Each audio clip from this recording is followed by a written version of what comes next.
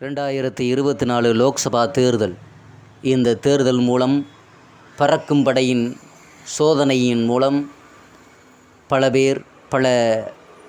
விவசாயிகள் மற்றும் வியாபாரிகள் பல பேர் இருந்த பொழப்பும் போச்சு என்று ஊரெல்லாம் இதே பேச்சு என்ற ஒரு சிறந்த ஒரு கட்டுரையை பற்றி நமது கடையரி டிவியில் பார்க்கலாம்.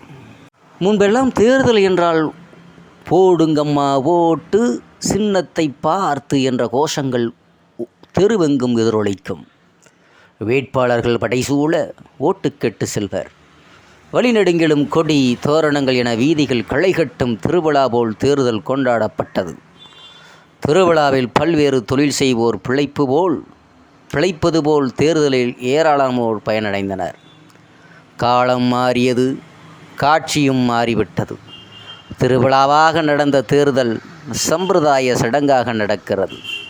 காரணம், தேர்தல் கமிஷனின் அதீத கெடுபடி. வழக்கமாக சுவர் ஓவியம் வரைவதும், போஸ்டர் மற்றும் தோரணம் அச்சடிப்பதும், சமையல், வாடகை வாகனம் உள்ளிட்ட சில தொழில்கள் களைகட்டும். தேர்தல் கமிஷனின் கடுமையான விதிகளால் அவையெல்லாம் தலையே தூக்கவில்லை. மற்றொரு பக்கம் தேர்தல் சம்பந்தமில்லாத தொழில்களும் முடங்கியுள்ளன. காரணம், பறக்கும் படையின் வரன்முறையில்லாத கெடுபடி. சிவகங்கை மாவட்டம் செவ்வூர் கிராமத்தில் டீக்கடையில் அமர்ந்து ராமன் என்பவர் பணத்தை எண்ணிக்கொண்டிருந்தார். பக்கத்து ஊரில் மாரியம்மன் கோவில் திருவிழா முடிந்ததும் மீதம் இருந்த 56,950 ரூபாய் அது. அந்த பக்கமாக போன பறக்கும் படையினர் பறிமுதல் செய்துவிட்டனர். பக்தர்களிடமிருந்து வசூல் செய்வதற்கான ரசீது புத்தகத்தை அவர்களிடம் காண்பித்தும் மசியவில்லை பறக்கும் படையினர் அவர்கள். இரண்டாவதாக, சென்னை அடுத்த மேல்மருவத்தூரில் கடை தெருவில் தாங்கள் வாகனங்கள் நிறுத்தி பறக்கும் படையினர் சோதனையில் ஈடுபட்டதால் அங்கு உள்ள கடைகளை வாடிக்கையாளர்கள் தவிர்த்தனர். இதனால் வியாபாரிகளுக்கும் பறக்கும் படையினருக்கும் வாக்குவாதம் வெடித்தது. தினம் இதுபோன்ற பல காட்சிகள் அரங்கேறுகிறது. 50,000 ரூபாய்க்கு மேல் வைத்திருந்தால் பிடித்து விடுகின்றனர் என்ற எந்த ஆவணத்தை காண்பித்தாலும் அது உரிய ஆவணம் இல்லை என்கின்றார்கள். வங்கி ரசீது வேண்டும். வாழை விற்கும் விவசாயிகளுக்கு ஏது வங்கி ரசீது? ஒரு சவரன் தங்க விலை ரூபாய் 50,000 தாண்டிவிட்டது. கல்யாணம் காட்சிக்கு நகை புடவை வாங்குபவர்கள் என்ன செய்வர்? தேர்தல் கமிஷனிடம் பதில் இல்லை. வரம்பை 2 லட்சமாக உயர்த்த வேண்டும், கெடுபிடிகளை தளர்த்த வேண்டும் என்ற கோரிக்கைக்கு தேர்தல் கமிஷன் பாராமுகமாக உள்ளது. அவரவர் அனுபவிக்கும் அவஸ்தைகளை பற்றி அவர்களுடைய குரலில் என்று சொல்லி யார் என்னென்ன அவஸ்தைப்படுறாங்கிற பற்றி நம்ம பார்க்கலாம். கட்டுமான பணிகளுடைய பாதிப்பை பற்றி பார்த்தோம்னா, கட்டிட அமைப்பியல், பொருளியல், கட்டுமான துறையில் பல்வேறு நிலைவுகளில் டிஜிட்டல் முறையில் பண பரிவர்த்தனை மேற்கொள்ளப்படுகிறது. குறிப்பிட்ட சில நிகழ்வுகளில் ரொக்கப்பணம் எடுத்து செல்ல அவசியமாகிறது. செங்கல், மணல் உள்ளிட்ட பொருட்களை சிறிய நிறுவனமிருந்து வாங்கும்போது இது ரொக்கப்பணமாக அவசியமாகிறது. தேர்தல் நேரத்தில் அதிகாரிகள் கெடுபிடியால் கட்டிடப் பணிகள் முடிய தாமதமாகிறது. தேர்தலுக்கு பணம் எடுத்து செல்வதற்கான வாய்ப்பே இல்லாத அப்பாவி மக்களை சோதனை என்ற பெயரில் அதிகாரிகள் அலைக்கழிக்கப்படுகிறார்கள். இதனால் வீடு கட்டுவோர், கட்டுமான ஒப்பந்ததாரர்கள் கடுமையாக பாதிக்கப்படுகிறார்கள். அதாவது 40% வருவாய் இழப்பு இருக்கிறார்கள். எப்படி என்று சொன்னால், சென்னை சுற்றுலா வாகன உரிமையாளர்கள் சங்க பொதுச் செயலாளர் சுகுமார் என்பவர் பேசுகையில், தமிழகத்தில் ஓடும் வாடகை சுற்றுலா வாகனங்களில் 60% பேர் தனியார் பெரு நிறுவனங்களை நம்பியிருக்கிறார்கள். அவர்களின் பயன்பாட்டிற்காக வாகனங்களை இயக்கி வருகிறார்கள். இவை தவிர 40% வாகனங்களை ஏற்காடு, ஊட்டி, கொடைக்கானல், பெங்களூரு, மைசூரு உள்ளிட்ட பல்வேறு நகரங்களுக்கு இயக்கி வருகிறார்கள். வழக்கமாக இந்த மாதம் இறுதியில் இருந்து சீசன் துவங்கிவிடும். அடுத்த 2 மாதங்கள் சுற்றுலாவுக்கு சாதகமாக இருக்கும். எங்களுக்கு ஓரளவுக்கு வருமானம் கிடைக்கும். தற்போது நகரங்களிலும் நெடுஞ்சாலையிலும் சோதனை கெடுபிடி அதிகரித்திருக்கிறது. குடும்பத்தோடு சுற்றுலா செல்வதற்கு இது சிரமத்தை ஏற்படுத்துகிறது. சுற்றுலா செல்வோர் கடந்த சில நாட்களாக முற்றிலும் தவிர்த்து வருகிறார்கள். இதனால் எங்களுக்கு 40% வரை வருவாய் இழப்பு ஏற்பட்டிருக்கிறது என்று சொல்கிறார்கள். அதே சமயத்தில் நகை விற்பனையாளர்களுக்கு 50% சரிவு என்று சொல்கிறார்கள். சென்னை தங்கம் மற்றும் வைர நகை வியாபாரிகள் சங்கத் தலைவர் ஜெயச்சந்திர சலானி அவர்கள் கூறுகையில், தமிழகத்தில் 3000 பெரிய நகை கடைகள், 8000 நடுத்தர கடைகள், 22,000 சிறிய கடைகள் இருக்கிறது.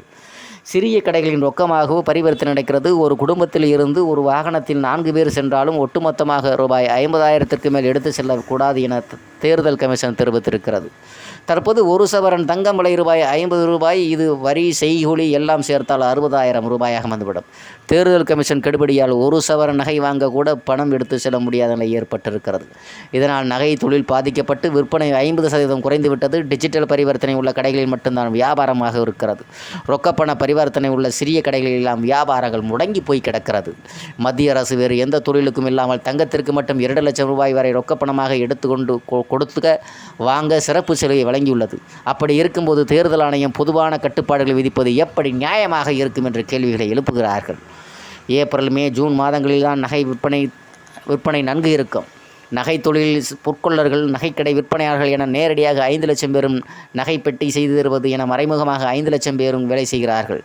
நகை விற்பனை முடக்கத்தால் அனைவருக்கும் வேலை பாதிக்கப்படுகிறது. ஒரு பெரிய நகை நிறுவனம் தன் கிளை நிறுவனங்களுக்கு நகைகளை அனுப்பும்போது எந்தெந்த ஆவணங்களை இருக்க வேண்டும் என்பது ஆணையம் தெரிவிக்க வேண்டும். நாங்கள் அனுப்புவதில் 10 லட்சம் ரூபாய்க்கு மேல் உள்ள நகைகள் பறிமுதல் செய்யப்படுகின்றன. இதேபோல் பேனர் தொழிலாக முடக்கல். அதாவது சென்னை ராயப்பேட்டையைச் சேர்ந்த மேஸ்திரி பரமேஸ்வரன் என்பவர் கூறுகையில், சென்னையில் பேனர் வைப்பது, கொடிக்கம்பங்கள் நடுவது, சாரம் கட்டுவது போன்ற தொழிலில் 3000க்கும் மேற்பட்ட தொழிலாளர்கள் இருக்கிறோம். 15 அடி அகலம், 10 அடி நீளம். பேனர் வைக்க ரூபாய் 3500 முதல் கேட்போம்.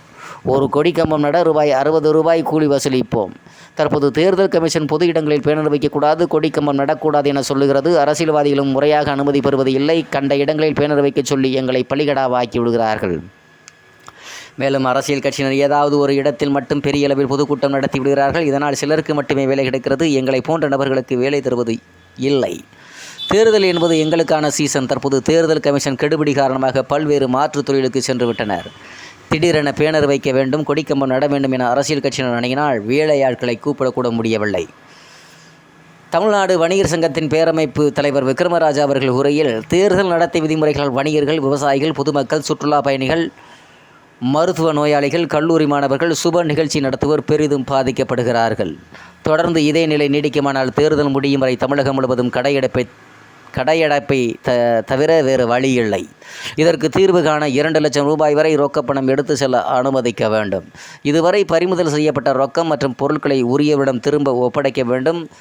ஏப்ரல் 19க்கு பின் தேர்தல் நடைமுறைகளை தளர்த்தி ரொக்கப்பணம் எடுத்து செல்வதற்கான உச்சவரம்பை தளர்த்த வேண்டும் என்று வணிக சங்க தலைவர் விக்ரமராஜன் அவர்கள் சொல்லியிருக்கிறார், கேட்டுக்கொண்டிருக்கிறார் என்பதை தெரியப்படுத்திக் கொள்கிறோம்.